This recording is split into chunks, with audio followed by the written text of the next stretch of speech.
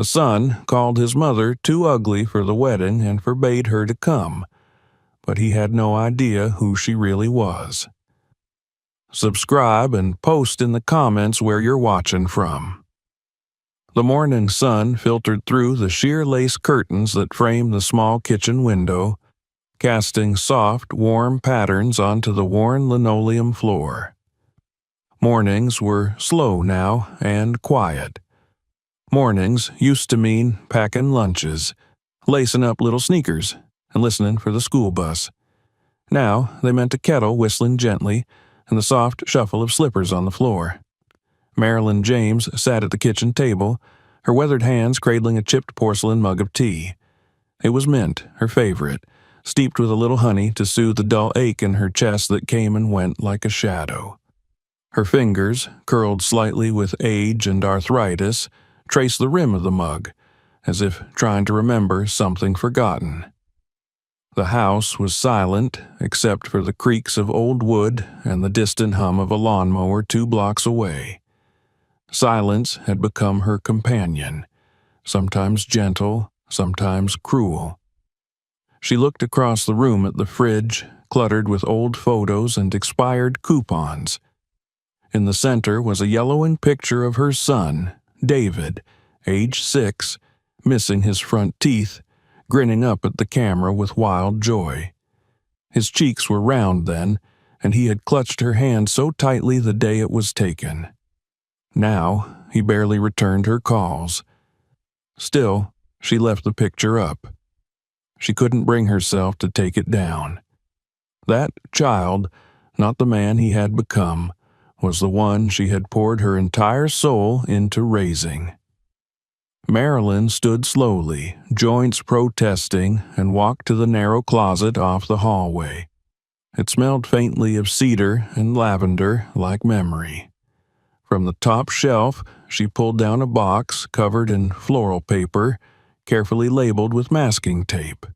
David's wedding. She carried it back to the kitchen, placed it gently on the table, and lifted the lid. Inside was a bundle of folded fabric, pale lavender with a sheen of silver thread running along the hem. She ran her fingers across it, the dress she'd been hand-sewing for weeks. The fabric was soft but sturdy, just like she had once been. She had chosen the color carefully. Not white, not black, something graceful and quiet. The sleeves were long, the collar modest, adorned with 3 pearl buttons she had salvaged from an old blouse. Each stitch in the dress was placed with care, each hem pressed with hope. She had imagined herself sitting in the back row of the ceremony, hands folded in her lap, smiling gently at her son, who would glance back and see her there and nod as if to say, "I see you, Mama." That image had warmed her through many lonely nights. David hadn't told her much about the wedding. The date, yes. The location, vaguely. He had mentioned a vineyard, some grand place outside of Atlanta where everything was going to be tasteful and elevated. Marilyn didn't need details. She didn't want to intrude. She just wanted to be there. That was all. She had already imagined herself taking a bus out to the venue, sitting quietly, blending in. She didn't expect to be introduced, didn't want to be photographed, just wanted to bear witness. Her hands trembled slightly as she picked up the spool of thread, the needle already waiting in the cushion beside her. She resumed stitching the sleeve, slow and deliberate. Outside, the wind stirred the branches of the magnolia tree in the front yard. A bird called out, a long and haunting note that echoed down the street. As she worked, her mind wandered back through the decades. She remembered the first time she held David, a tiny, squirming thing with a strong grip and lungs that filled the hospital room. She had been so young then, not yet 30, with a husband who came home less and less, who grew quieter as her belly grew round. When he died in a car crash one rainy night, Marilyn was left with grief, bills, and a child who looked just like him. She had chosen to survive. For David. There were years of working double shifts at Grady Hospital, scrubbing floors and checking charts, learning how to stretch dollars into meals, turning thrift store finds into Christmas magic. David never knew they were poor. He had school supplies every year, shoes that fit, birthday cakes made from scratch. She made sure of it. She'd stayed up late many nights mending his school uniform, falling asleep with pins in her lap and the hum of the sewing machine still in her ears. David had always been bright, curious, a quiet boy who read everything he could get his hands on. She remembered how proud he'd been when he got his scholarship to Emory, the first in their family to go to college. Marilyn had cried quietly in her car after dropping him off at his dorm, and then gone straight to her shift, wiping her tears with a napkin from the glove compartment. He had called at first, every Sunday like clockwork, then every other week, then not at all. Marilyn didn't complain. She told herself he was busy, that he was building something. She liked to think he was happy. He had sent a photo once of himself in a sleek gray suit, standing on the steps of a courthouse. She had framed it and put it on the mantel beside his graduation photo. That was before he met Victoria. Marilyn had only met her once, briefly, at a dinner 2 years ago. Victoria had been polite, distant. She spoke like someone reading a resume. There had been something in her eyes, a calculation maybe, that unsettled Marilyn. She had tried not to judge. People came from different worlds, and love could bridge that. She had believed that. The sound of a car pulling into the driveway pulled her from her thoughts. She glanced at the clock. It was early afternoon. David hadn't mentioned coming by. Her heart lifted slightly. Maybe he was stopping in to show her the invitation, or to talk about the wedding details. Maybe he was bringing Victoria so they could all sit down and talk finally. She stood, smoothing the front of her dress, and went to the door just as the knock came. She opened it, and there he was, taller than she remembered, with that same strong jaw, clean-shaven, sharply dressed. Behind him stood Victoria, slim in a beige trench coat, sunglasses perched atop her head like a crown. "Hi, Mama," David said, stepping inside without waiting for an invitation. He kissed her cheek, quick and light, like a man shaking hands with a stranger. "Hello, Mrs. James," Victoria added with a nod, her eyes already scanning the living room. Marilyn's heart tightened, but she smiled, stepped back, and gestured them inside. "I was just about to put the kettle back on. Would you like some tea?" David glanced at Victoria. "We won't be long."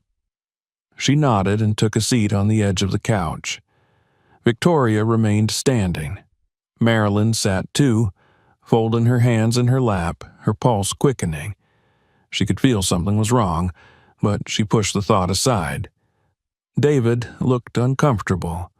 He adjusted the cuffs of his shirt. "We came to talk about the wedding." "Oh," Marilyn said, her smile hopeful. "Of course. I've been sewing my dress, you know. Lavender with pearls. I'll sit in the back, won't be a bother." David cleared his throat. "It's just, Victoria and I were thinking." She waited. "We've decided it might be better if you didn't attend," he said. Marilyn blinked. The room went still. He continued quickly, as if rehearsed. "It's not personal. It's just that the ceremony is going to be very curated. Modern. Clean lines. We're trying to maintain a certain aesthetic, and," Victoria chimed in, "it's really about the vibe, Mrs. James, and your condition, with the scarf and everything, it might be distracting for the guests.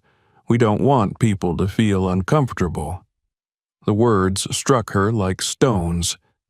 David avoided her eyes. "We'll send you pictures. We'll even FaceTime you for the vows. That way, you'll still be a part of it." Marilyn sat frozen. The walls around her seemed to press inward. She swallowed hard. Victoria crossed her arms. "After the honeymoon, we'd be happy to look into a care facility for you. Something quiet, clean, peaceful." Marilyn stared at her son, the boy she had rocked to sleep, the boy who had clung to her hand in the rain. He didn't speak. She stood slowly, her body trembling not from illness, but from something deeper. "I see," she whispered. David gave her a weak smile. "You understand. This is for the best." They left shortly after. No hug, no second glance. Marilyn stood in the doorway long after the car disappeared. The tea had gone cold, the cookies untouched. She walked back into the kitchen, sat at the table, and looked down at the lavender fabric in her lap. Her hands, still for the first time in hours, slowly closed over the dress. And then, for the first time in a long while, Marilyn James began to plan. The next morning began the same as all others, with the soft hush of the neighborhood waking outside Marilyn's front window and the kettle steaming softly on the stove. Yet, everything inside her was changed. The air in her house, once a silent companion, felt weightier now, thick with things unspoken. Her chest was hollow with a quiet pain she couldn't name, a place where something tender had been pulled away and replaced with something jagged. She hadn't slept. Not truly. Her body had rested, but her mind had turned endlessly, looping through David's words like a needle stuck in a groove. It's about the aesthetic. You make people uncomfortable. We'll FaceTime you. The way he said it, so calm, so removed, had struck her harder than she had expected. It was like listening to a stranger wearing her son's face, using a tone that no longer belonged to the boy who once used to leave crayon hearts on her pillow. She sat at the kitchen table in her nightgown and robe, unmoving, the lavender dress folded beside her like a question she no longer had an answer for. The room around her looked the same. Faded yellow wallpaper, an old calendar still turned to last month, a stack of mail she hadn't opened. But something essential had shifted. She wasn't sure if it had broken or crystallized. When the morning light began to stretch into the kitchen, she finally stood. The movement was stiff, her back aching in the usual places, her feet cold against the linoleum. She poured the untouched tea from the night before down the sink and rinsed the mug. She turned off the radio without listening to the preacher. Then she walked to the hall closet, opened the door, and pulled down a small dusty suitcase from the top shelf. She carried it into the living room and placed it beside the coffee table, then paused. The house was quiet, but her thoughts were not. She thought about packing, not for a trip, but for a kind of reckoning. The truth was, she didn't know what to do next. She only knew that the world had turned cold and she had been left to feel the frost. That afternoon, she walked into the bedroom and opened the drawer of her nightstand. Beneath her Bible and the reading glasses she rarely used anymore was a key. Small, tarnished, but familiar. She hadn't touched it in years. It belonged to the filing cabinet in the basement. The one she had locked after David left for college. The one filled with things she'd once thought were too important to forget, and too painful to look at. Descending the stairs to the basement, she moved slowly, holding the wooden handrail for balance. The air down there was cooler, damper, filled with the earthy scent of old paint and cardboard. She flicked on the overhead light and found herself staring into the dimness of her past. The filing cabinet stood against the far wall, its surface dusted with a fine layer of time. She crouched slowly, the movement straining her knees, and unlocked the bottom drawer. It creaked as it opened, a familiar protest, and she found the folder almost immediately. It was thick, labeled in her own script, "Final." She carried it upstairs, back to the kitchen, and placed it carefully on the table. She took a breath and opened it. Inside were decades of documents, property deeds, savings account ledgers, stock certificates, her will. She turned the pages one by one, the quiet rustle of paper the only sound in the room.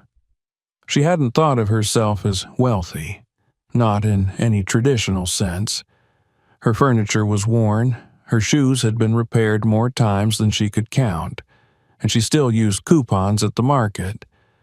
But as she traced the numbers and letters on those pages, she realized the truth. She had built something.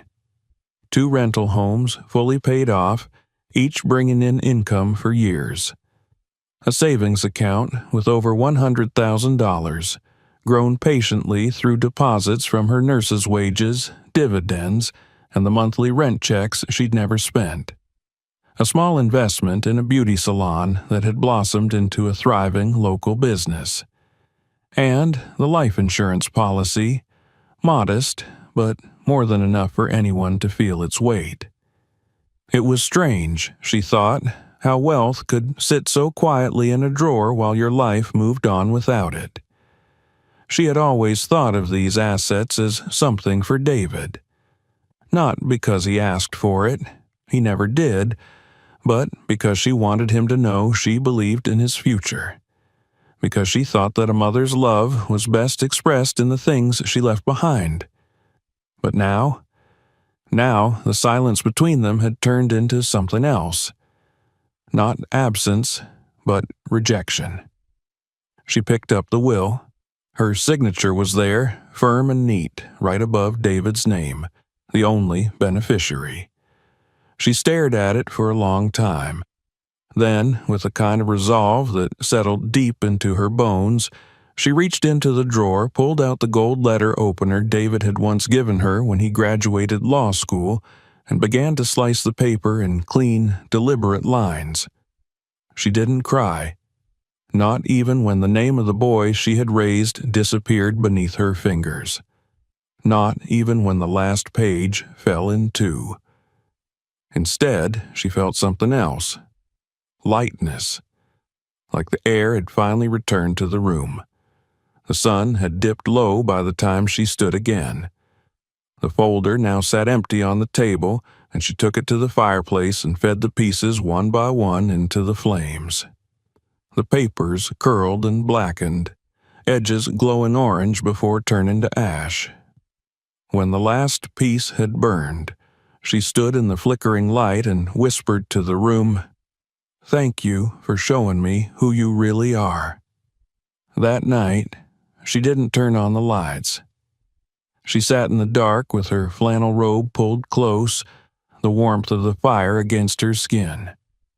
She listened to the wind against the windows, the settling creaks of the house. And she waited. For what, she didn't yet know. The next morning, she dialed a number she hadn't called in months. It rang twice. "Gloria Chambers," came the voice, groggy with sleep. "Gloria, it's me," Marilyn said, her voice steady. "I need you to come by. Today, if you can." There was a pause. "You all right?" "No," she replied, "but I will be." Gloria arrived just after 3. She didn't knock. She never had. They had been friends since 19, back when they sang in the choir together and believed in the kind of happy endings only hymns promised. Gloria was sturdy, with iron gray hair and eyes that missed nothing. She carried a black briefcase and 2 folders. Marilyn led her to the kitchen. "I brewed tea," she said, "but it's cold now." "Doesn't matter," Gloria replied, sitting down. Marilyn pulled a yellow legal pad from the drawer and slid it across the table. The handwriting was shaky in places, but the instructions were clear. "I'm changing everything," she said. Gloria opened the pad, read for a moment, then nodded. She pulled out a clean set of documents and began to write. Marilyn watched her for a long moment. "Do you remember why I started saving money?" Gloria didn't look up. "You said you wanted to make sure David never went without." "That was part of it," Marilyn said, "but it was more than that. I saw too many women go out broke, women who worked as hard as I did, who gave their lives to people who never once looked back. I told myself I wouldn't be one of them."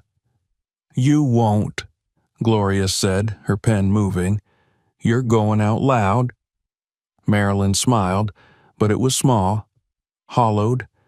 By the time the documents were complete, her hands were shaken from the effort of signing. But her name, Marilyn V. James, still flowed from the pen, one letter at a time. Everything, every cent, every asset, every deed was now going to a small foundation she had volunteered for decades ago, a shelter for elderly black women abandoned by their families. Women who, like her, had once believed love meant forever, who had once been mothers. The foundation had once been called Rose Hill. It was now being renamed. She had made sure of that. And, as Gloria sealed the final envelope and placed it in her bag, Marilyn folded her hands, leaned back, and said quietly, "He wanted me gone, invisible. Not today." And for the first time in days, she felt warm. That night, after Gloria had left with the signed documents neatly tucked inside her briefcase, Marilyn sat alone in the dim light of her living room. The fireplace had gone out hours earlier, and the chill of the evening crept through the old window panes like a quiet reminder that even spring could be cold when you were alone. Her tea had gone cold. The lavender dress lay folded in its box, undisturbed, and the house was as silent as it had ever been. She didn't turn on the television. There was no radio humming in the background. Even the old wall clock, which had ticked faithfully for decades, seemed quieter, as if honoring the solemnity of the moment. She sat very still, hands resting in her lap, fingers lightly folded as if in prayer. Not the kind of prayer that asks for miracles, but the kind that simply asks for strength. In the silence, her mind wandered, not forward, but back. Memory was a treacherous gift. It could warm you, like sunlight on skin, or it could wound, sharp and sudden as broken glass beneath your heel. And tonight, Marilyn's memory carried her to the early days of raising David, when he was just a boy and she was still full of hope, still full of dreams that hadn't yet frayed at the edges. She remembered one winter in particular. He had been 8, maybe 9. They hadn't had much, and the gas heater had gone out during a stretch of bitter cold. She had bundled him in 2 sets of pajamas and 3 blankets, and together they'd huddled in the bed, their breath visible in the air. David had whispered, "It's like camping, Mama," and she had smiled and said, "That's right, baby, just like camping." He had fallen asleep, content, and she had stayed awake all night, afraid that if she dozed off, he might not wake again. That had been her life, always watching over him, always sacrificing, always loving with a fullness that had no boundaries. And now, in her final years, she had been reduced to an inconvenience in his life. A footnote he wanted to edit out. The ache of that truth sat heavier than any illness in her chest. She rose slowly, her joints stiff and reluctant. The clock read just past midnight, and the air felt thick with things unsaid. She lit a small lamp on the hallway table, casting a faint golden glow, and walked to her bedroom. There, tucked into the far corner of her closet, was a pair of old slippers and a wool shawl she hadn't worn in years. She pulled them out, wrapped the shawl around her shoulders, and reached for the key. It was time. The basement door creaked open with its usual resistance. The wooden stairs moaned beneath her careful steps, and the smell of earth and old fabric enveloped her like a forgotten coat. She hadn't been down here in a long time. Not since before David moved away. Not since before her body started to betray her. The filing cabinet stood in the far corner, squat and sturdy, its once black paint now dulled to charcoal. Dust covered the top, thick and undisturbed. Marilyn ran her fingers along its surface, drawing a clean line through the grime. Then, with a slow breath, she bent down, inserted the key, and opened the bottom drawer. It groaned as it slid open. Inside were layers of files, organized and labeled with a precision that surprised even her. Old tax returns, medical documents, school papers, and beneath them all, a manila folder with the word "Final" scrawled across it in bold black ink. She pulled it out with care, her hands trembling slightly. The folder was heavier than she remembered. She carried it back upstairs, her steps deliberate, steady. In the kitchen, she laid it flat on the table and opened it. The first thing she saw was her own handwriting, notes to herself, written years ago, reminding her to update her accounts, to check on the property taxes, to renew the lease agreements. Then came the documents themselves. Deeds to the 2 rental homes she had bought over the years, each fully paid off and still bringing in monthly rent. Statements from the credit union where she had kept her savings, a balance well into 6 figures. The original partnership agreement for the beauty salon she had helped her friend Sheila open, where Marilyn still quietly owned a 20% stake. The insurance policies, the investment certificates, and tucked at the very back, the now destroyed will. She stared at the empty line where David's name had once appeared, the spot where she had signed her legacy over to him without hesitation, believing that love and sacrifice guaranteed loyalty. How naive she had been. She sat there for a long time, the folder open before her, a world of value she had built 1 penny, 1 hour, 1 decision at a time. No one had known, not even David. Especially not David. She had always meant it to be a surprise, a final gift to him, a way to say, "Even when you weren't looking, I was thinking of you." But now that thought tasted bitter. It stung. She imagined the look on his face when he found out he'd been disinherited. She didn't imagine it out of spite or triumph. She imagined it because she wanted to believe there would still be some part of him that would be hurt, some part of him that would regret, not because of the money, but because of what it meant.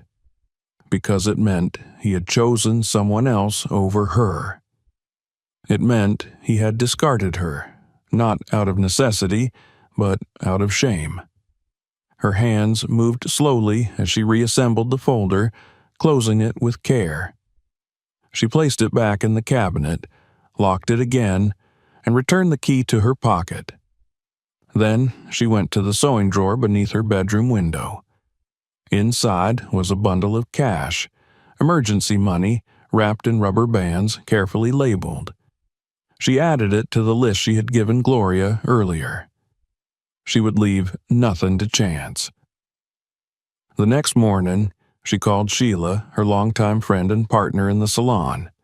"Sheila," she said, her voice firm but kind, "you've always loved that place more than anyone.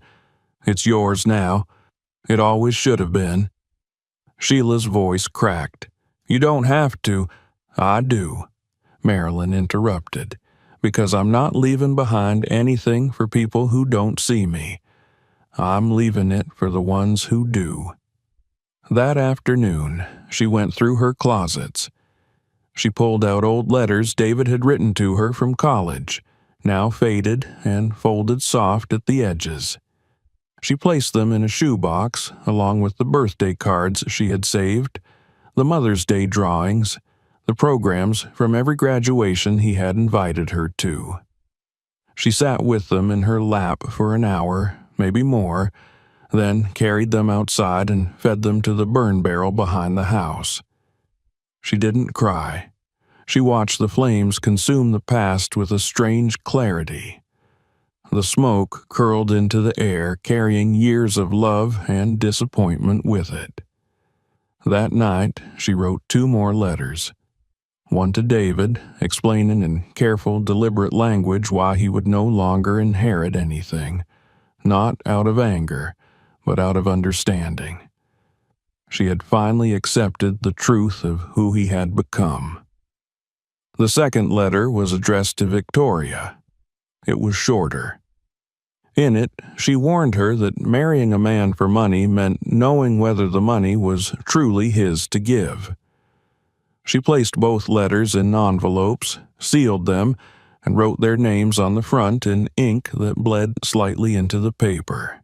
Then she handed them to Gloria the next day, along with a small black purse containing tissues and a bottle of water. "Give them these after the ceremony," she said. "Let them smile for the cameras. Let them believe the world is theirs, and then give them the truth." Gloria didn't argue. She simply nodded. As she left, Marilyn stood at the window, watching the car disappear down the street. The house behind her was still. The lavender dress still sat in its box, untouched. In the days that followed, she prepared quietly. She bathed more slowly, dressed with more care, ate smaller meals. The strength in her legs waned, and her heart fluttered more often than it used to. But her eyes, when she looked in the mirror, were clear. They had always said death was a kind of leaving. But Marilyn had already left. She had walked away from the expectations placed upon her, from the silence that had suffocated her, from the roles she had filled until they no longer fit. She was no longer waiting to be seen. She was ready to show herself. The morning sky was a muted gray when Marilyn woke, the kind of sky that held back the sun as if in mourning. She sat up slowly, her body aching more than usual, the stiffness spreading from her spine down to her calves. Her hands, curled slightly with sleep, took a moment to respond, the joints tight and reluctant. Still, she moved with purpose. There was work to do. She made her way to the bathroom, splashed water on her face, and stared into the mirror. The woman looking back at her was older, thinner, and smaller than the one she remembered being. Her skin, once the warm tone of deep cinnamon, now had a pallor beneath it, like paper with its color faded. Her hair, once thick and defiant, lay beneath her scarf, fine and sparse. But her eyes were alive, more alive than they had been in years. There was no grief in them anymore, no sadness, only purpose. She dressed with care that morning. A navy blue skirt, pressed and clean, and a matching cardigan with one missing button she'd meant to sew on, but never had. She placed her brooch, the one her grandmother had left her, on her lapel. It was a dove in flight, silver and worn at the edges, with a single pearl for its eye. She had worn it to every significant moment in her life. She wore it now not because this was an ending, but because this was a declaration. When Gloria returned just before noon, she carried not only her briefcase but also a small bouquet of wildflowers wrapped in newspaper. "For your table," she said simply, placing them in an empty jar beside the window. Then she sat and opened her case. They didn't need to speak much.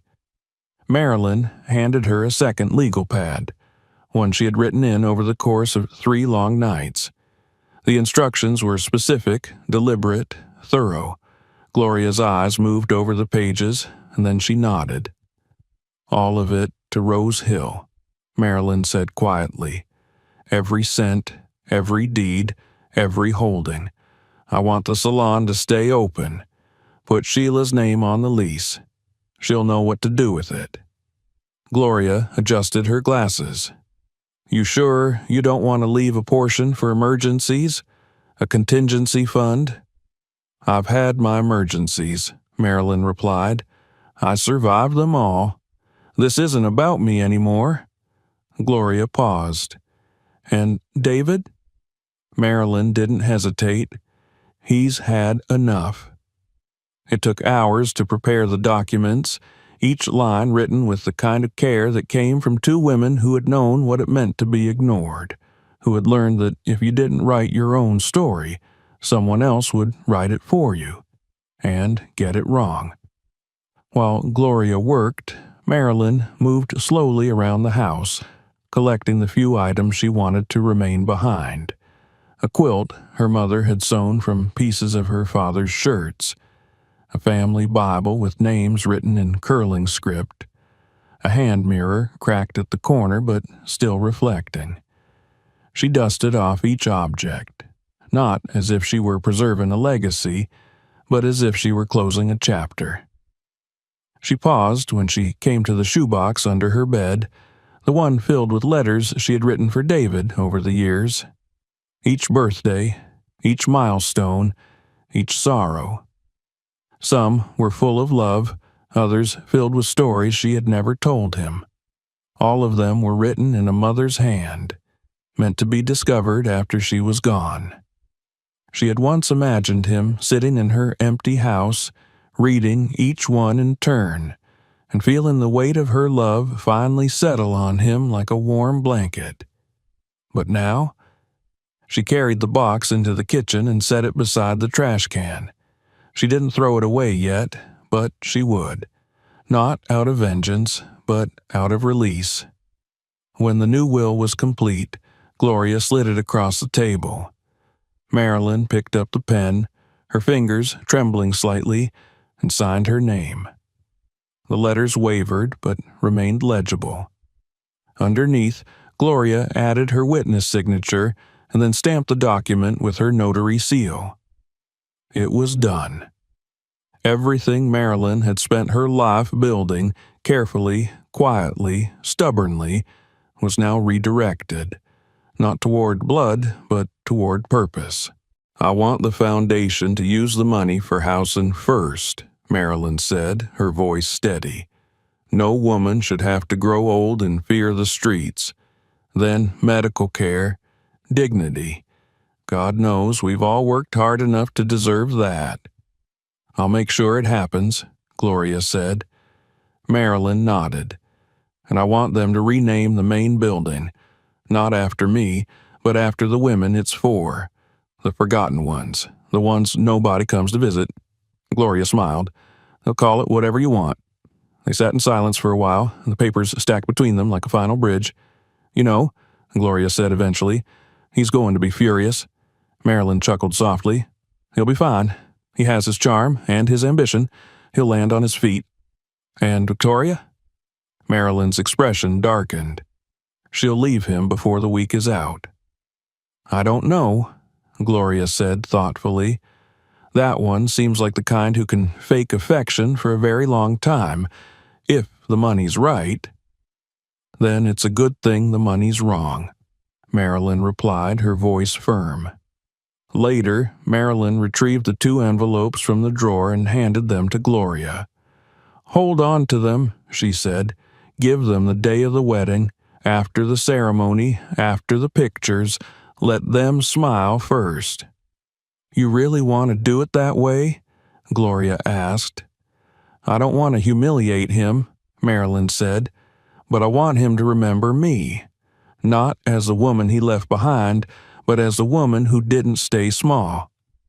Gloria looked at her old friend for a long time.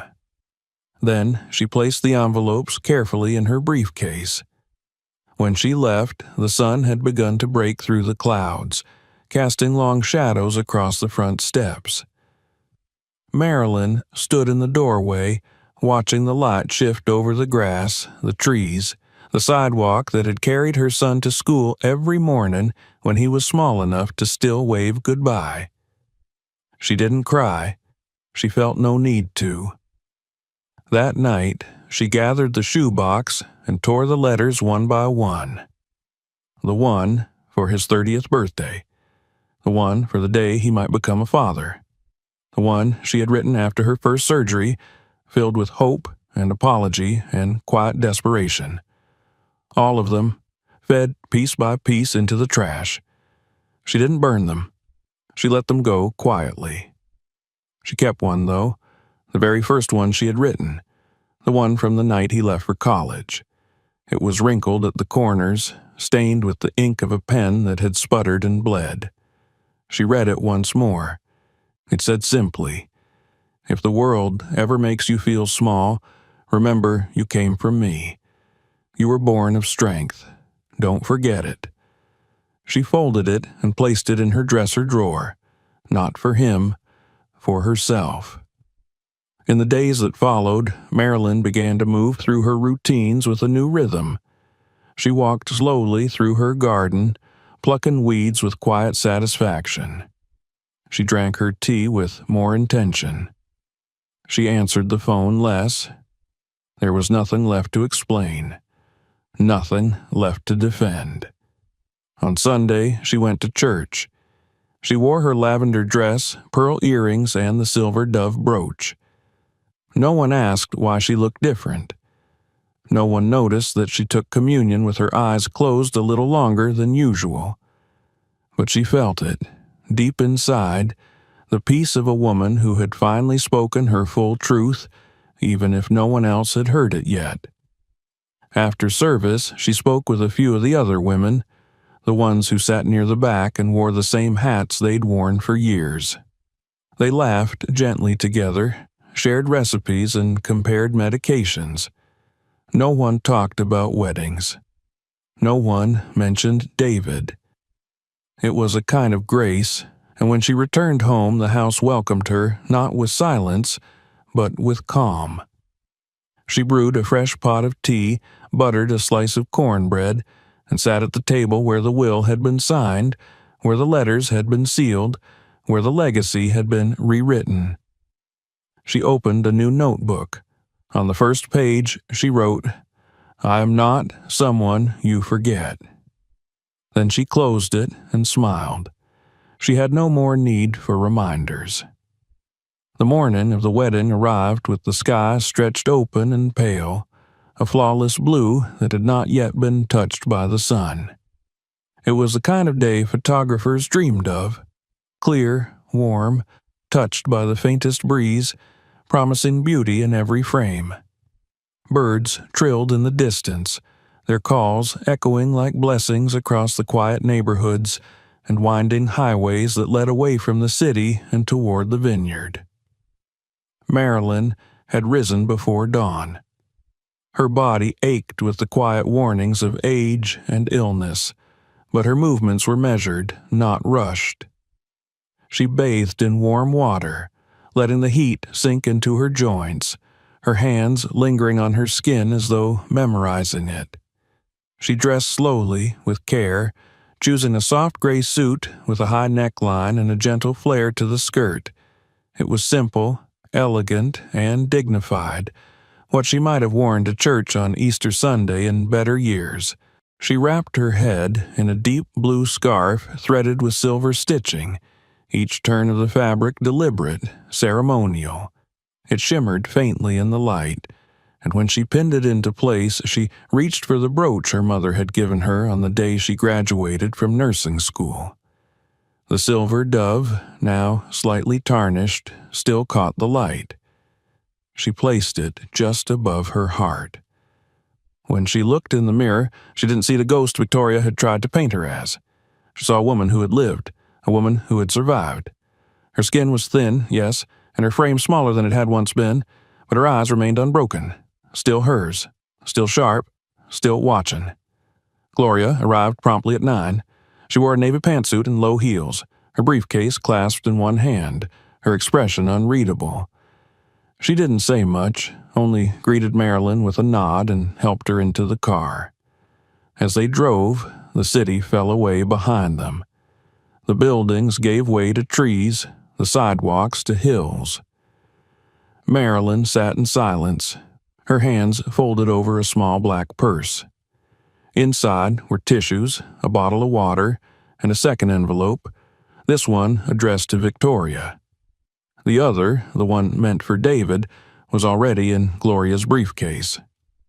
The vineyard appeared suddenly, tucked between two ridges, its long rows of green vines stretching toward the horizon like ribs beneath the earth's skin. The gravel driveway crunched under the tires as Gloria pulled the car into a discreet space near the back of the guest parking area. Marilyn sat for a moment before getting out. Her breath was shallow, her heart a slow, steady drum. Gloria came around to help her, offering an arm, and together they made their way up the path toward the gathering crowd. The vineyard had been transformed. Ivory tents billowed in the breeze, strung with delicate lights and hung with gauze like something from a dream. Guests in pastel suits and champagne-colored dresses milled about, their laughter rising like music.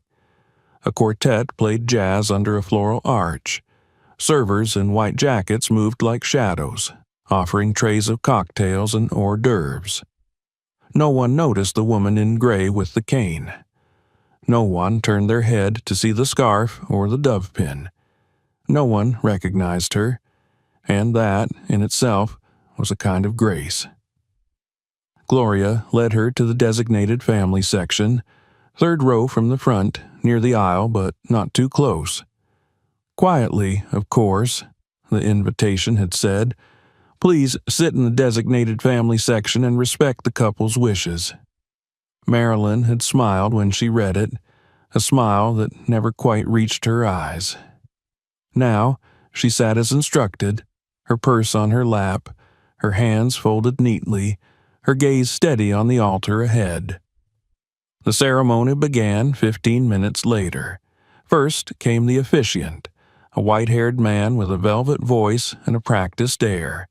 He welcomed the guests, spoke of love, of unity, of honoring those who helped us become who we are. Marilyn's eyes didn't leave the platform.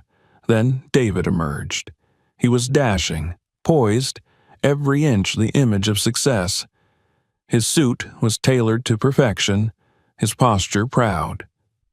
Applause rose around him as he walked down the aisle, nodding to friends and colleagues, smiling his polished smile. But he didn't look back. Not once. Marilyn didn't flinch. Victoria followed moments later.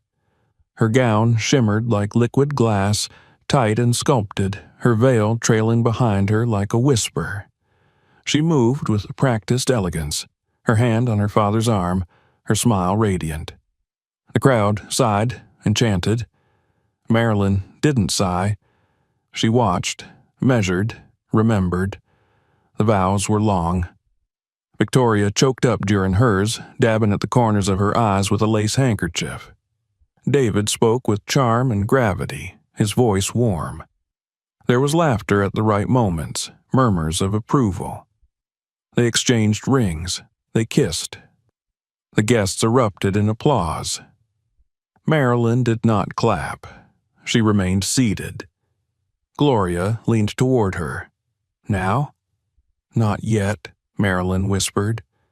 The couple turned, hand in hand, triumphant, and walked back down the aisle as husband and wife. Flashbulbs burst around them. Guests rose to their feet, throwing petals and cheers into the air. Marilyn sat still, her body calm, her face unreadable. After the ceremony, the reception began. The tent flaps were drawn back, revealing long tables adorned with roses and candles. Waiters uncorked bottles of champagne. Laughter rose again, and the music changed to something light and celebratory. David and Victoria stood near the floral arch, posing for photographs, radiant in the golden light. Marilyn gave a single nod. Gloria rose, took the envelope from her briefcase, and walked forward. The crowd parted politely as she approached. A few glanced at her, but most remained focused on the couple. When Gloria reached them, she smiled politely and said, "Congratulations. This is for you, from your mother." David blinked. Victoria turned, puzzled. Before either of them could respond, Gloria handed the second envelope to Victoria and walked away without another word. Marilyn watched from her seat. David opened his envelope. His smile faltered almost instantly. Confusion passed across his features, then disbelief. His hands trembled as he turned page after page. The new will, the proof of donation, the foundation name. The letter, written in Marilyn's hand, explaining everything. Victoria frowned, opened hers, and read the short note addressed to her. You looked me in the eye and told me I didn't belong. I'll leave you nothing. If you married him for his inheritance, I suggest you change your dress and your life.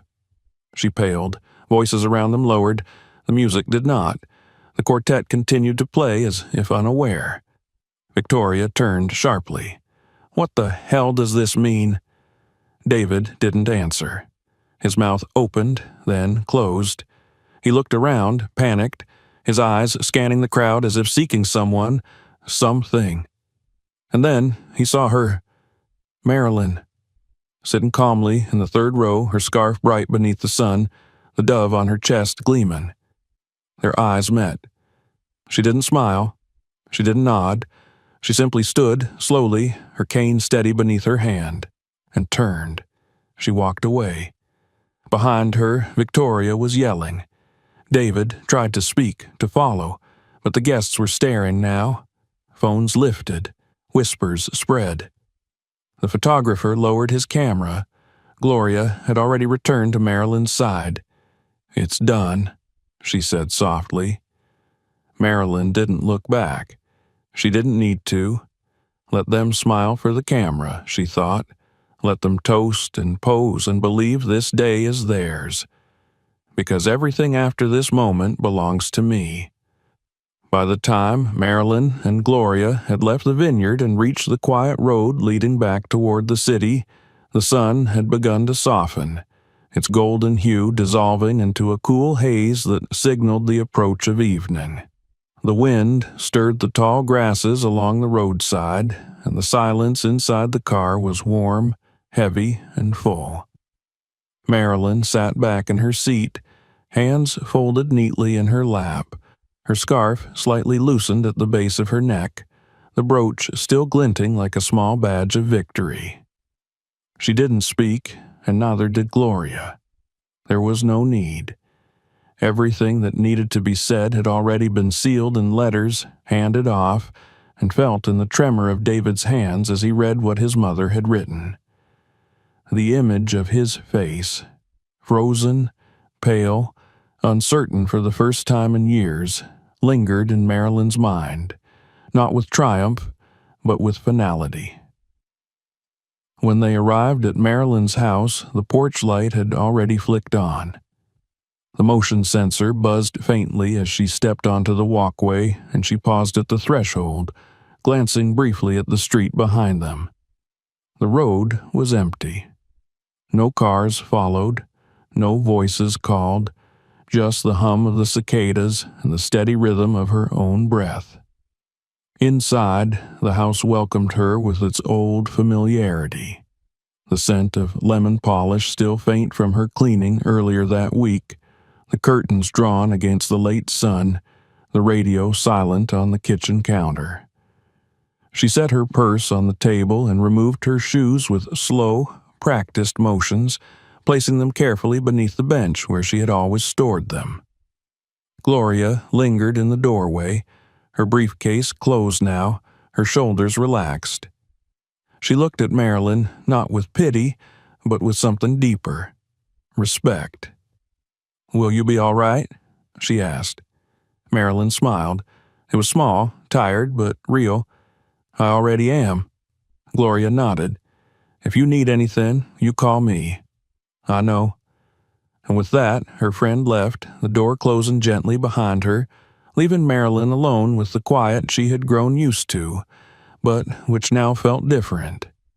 Not heavy, not hollow, just hers. She stood for a moment in the center of the living room, eyes roaming across the familiar shapes of furniture, photos and the folded lavender dress still resting in its box by the corner. She didn't move toward it. She no longer needed to. It had served its purpose, just as she had.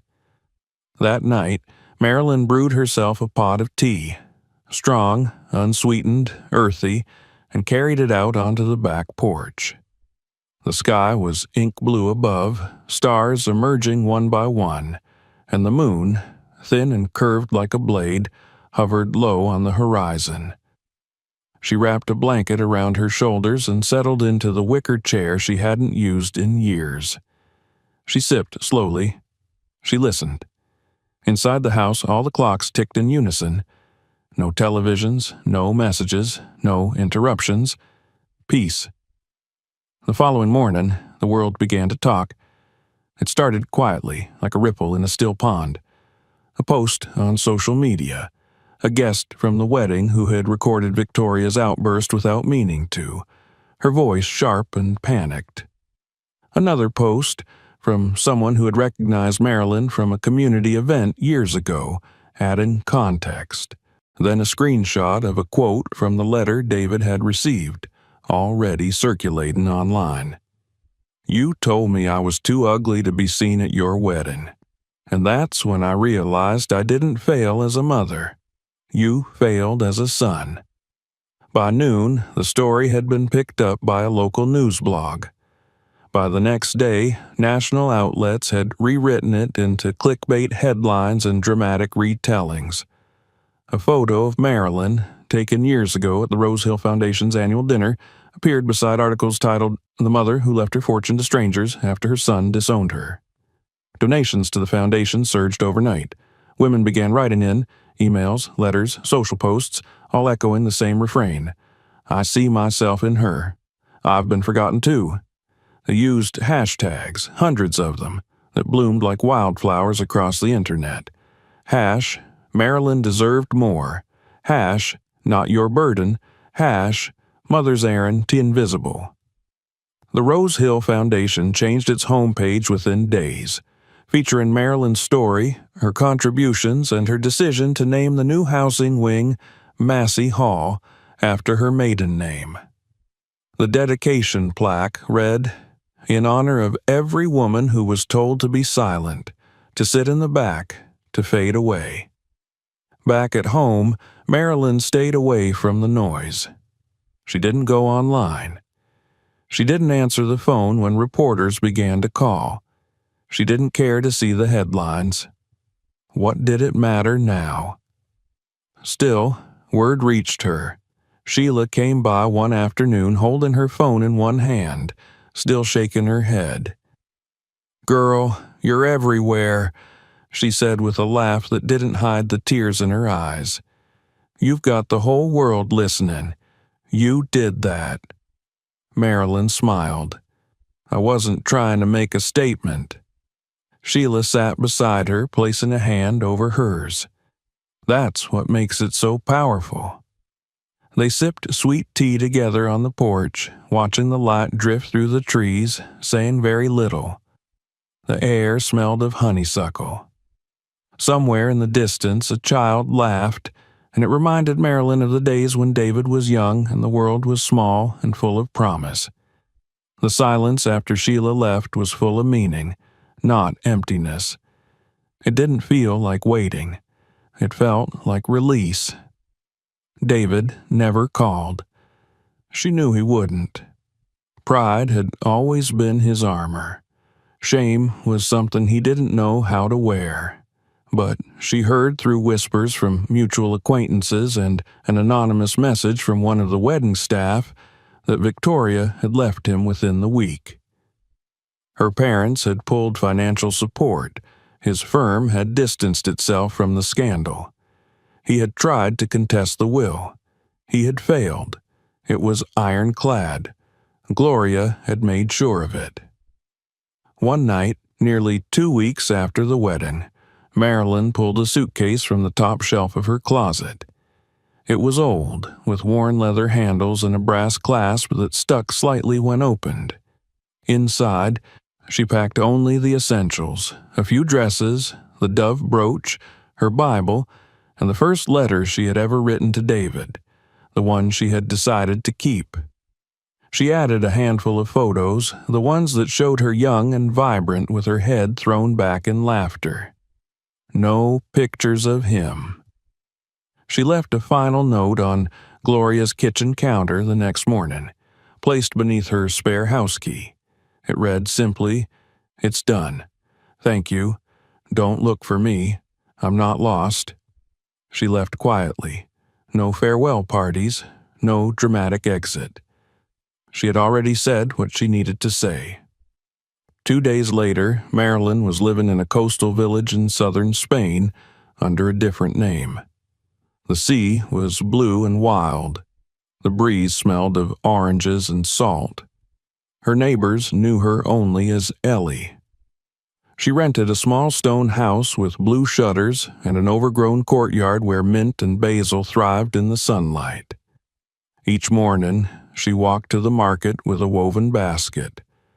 She bought bread, still warm from the oven, and flowers from a stall run by a girl who reminded her of the nurses she had trained long ago, sharp, funny, unafraid.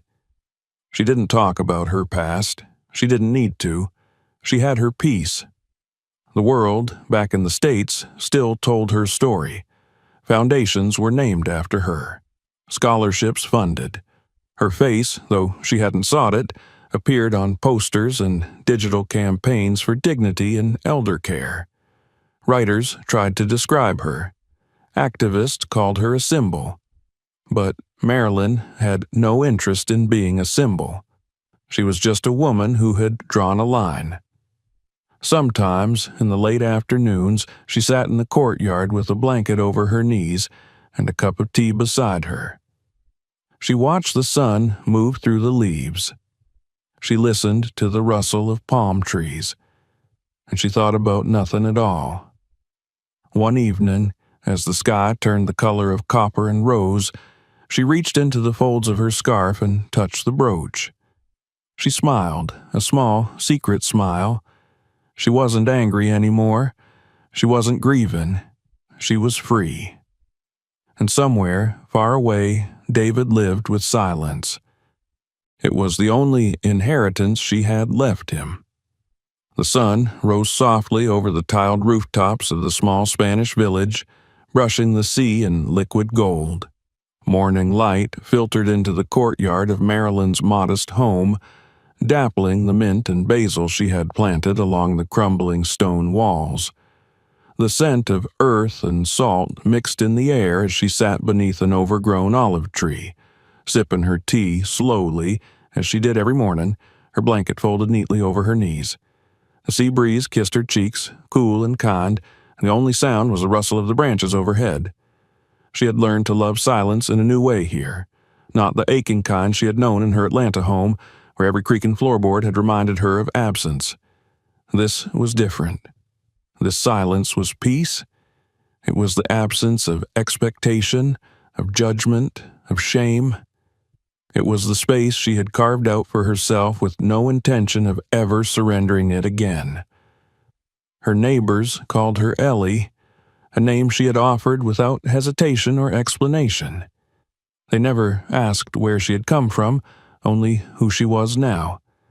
A retired teacher, she had said once, a widow, a quiet woman who liked flowers and fresh bread and the sound of rain. All of it true in some way, and none of it enough to touch the history she had left behind. That she had buried like a seed. And in this strange new soil, something else had grown. The weeks had passed gently. She walked to the market each Tuesday and Friday, chatting with vendors in a halting blend of English and Spanish. She had even begun learning the language properly, attending small lessons offered by a retired professor down the road, trading homemade jam for grammar corrections. Her mind, despite the weight of years and illness, was still sharp. She took pleasure in small victories, conjugating a verb correctly, haggling for ripe tomatoes, making the little girl at the flower stall laugh. The village accepted her as easily as the stones accepted moss. She tended her garden, baked, wrote in a journal she never planned to show anyone, and drank her tea with a kind of reverence. Her body still betrayed her now and then, tiredness sweeping in like a tide, her breath shallow on some mornings, her heart fluttering in ways she could no longer ignore. But she had come to understand that none of it frightened her anymore. She had already done what she came to do. Back in the States, the world had kept moving. The last update she had allowed herself came in the form of a letter from Gloria, forwarded to the address she had given her friend on a torn scrap of paper. The envelope had arrived with Spanish stamps added over the American ones, crinkled from travel. Inside was a photo of the newly renamed Massey Hall, a modest building lined with flowers and framed by a bronze plaque that bore her full name: Marilyn Vivian James.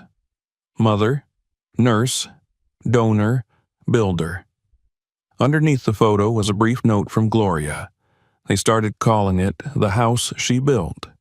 Even the new residents say your name like a prayer. You did good. Rest if you need. You're home now. Marilyn had sat with the letter for hours, her fingers brushing the paper again and again. She hadn't cried, not exactly, but a single tear had rolled down her cheek, leaving a cool trail, as if her body needed to let go of something just one last time. David had never written. He had never called. She hadn't expected him to, but she had imagined, in some small, flickering corner of herself, that he might try, that he might write a single line, that he might ask if she was alive, that he might admit, in his own polished way, that he had been wrong. Instead, the only echoes of him came through the stories that reached her by way of the internet, stories she never read directly, but which found their way to her regardless. A former employee at his firm leaked the truth of what had happened, how he had tried to challenge the will, how he had stood alone on the courthouse steps after being dismissed. Another article mentioned Victoria's swift departure, how she had taken everything she could and moved on. Commentators speculated about his fall, about how a man so seemingly powerful could lose everything over pride and a single, cruel decision. The world had drawn its own conclusions, and Marilyn had let it. The day she officially changed her legal name to Ellie Massey, she signed the papers with steady hands and smiled at the notary who did not know who she had once been. A simple transaction, no fanfare. She returned home afterward and sat in the courtyard listening to the sea and whispered to herself, "Now no one owns my story but me." It was that week that she began planting again. Not just herbs this time, but flowers. White lilies, daffodils, and roses. Her courtyard bloomed beneath her fingers, as if the ground itself understood that something sacred had happened there. Each morning, she watered the plants with the same cup she drank her tea from. It was a small act of devotion, a reminder that life continued even after everything else fell away. One afternoon, a local journalist came to the market looking for her, a young woman with wide eyes and soft hands carrying a notepad and questions. "Are you the American woman who gave it all away?" she asked, her voice tentative, respectful. "The one who disappeared?" Marilyn had looked at her for a long moment and simply replied, "No, you must be thinking of someone else." And then she had walked away, her basket full of oranges and thyme, her scarf catching the wind like a flag. Later, she had laughed to herself as she chopped fruit for a tart, not from amusement, but from the deep relief of being unknown. It was a kind of freedom she hadn't known she wanted, to be seen not as the woman who had been wronged, but as the woman who had chosen to live anyway. That evening, she wrote one final letter, not to David, not to Gloria, to herself. You did not die when they forgot you. You did not vanish when they closed the door. You did not fade when they looked away. You lived. You chose light. You chose yourself. She folded the letter, placed it in her Bible, and closed it. A week later, she was invited to speak at the dedication of a new shelter branch in Barcelona. The foundation had sent a formal invitation, offering to fly her in to celebrate her name, her story. The gesture was kind, heartfelt. She read it 3 times. And then, as she always did, she declined. She didn't need a podium. She had already said everything worth saying without ever raising her voice. The scarf she had left behind on the wedding chair, the one in the 3rd row, blue with silver threading, had apparently been found and framed by one of the wedding staff who later donated it to the foundation. It now hung in the main hallway of Massey Hall beneath a simple inscription, "Let her be seen now." Marilyn never asked to see a photo of the display. She didn't need to. She knew what it looked like. In her dreams, sometimes she saw it as a banner in the wind, stretched wide, undulating like a sea of memory. Other nights, she dreamed of her younger self, standing in a hospital hallway in the scrubs too big, holding a lunchbox with her son's name written in marker, smiling because she had found a moment of rest. And in those dreams, David never turned away. But even in her dreams, she never spoke to him again. Not because she couldn't, because she no longer needed to. The resurrection she had undergone was not one of revenge or reclamation, but one of restoration. She had not risen to destroy. She had risen to breathe. And now, in the soft cradle of this coastal village with the sea humming her name, Marilyn, Ellie, Massey lived quietly, fully, without apology. On the first day of spring, she woke before dawn and lit a candle in the courtyard, not for anyone else, just for herself. The flame danced gently in the wind, small but unyielding. She sat beside it, hands wrapped around her tea, her blanket warm across her lap. And as the light spilled over the walls and the birds began to sing, she whispered aloud, not for a crowd, not for a camera, but for the soil, the sky, and the memory of everything she had survived. I am not gone. I am still growing. If you enjoyed this story, don't forget to subscribe for more. Check out our other videos and share this one with someone who needs to hear it. See you in the next one.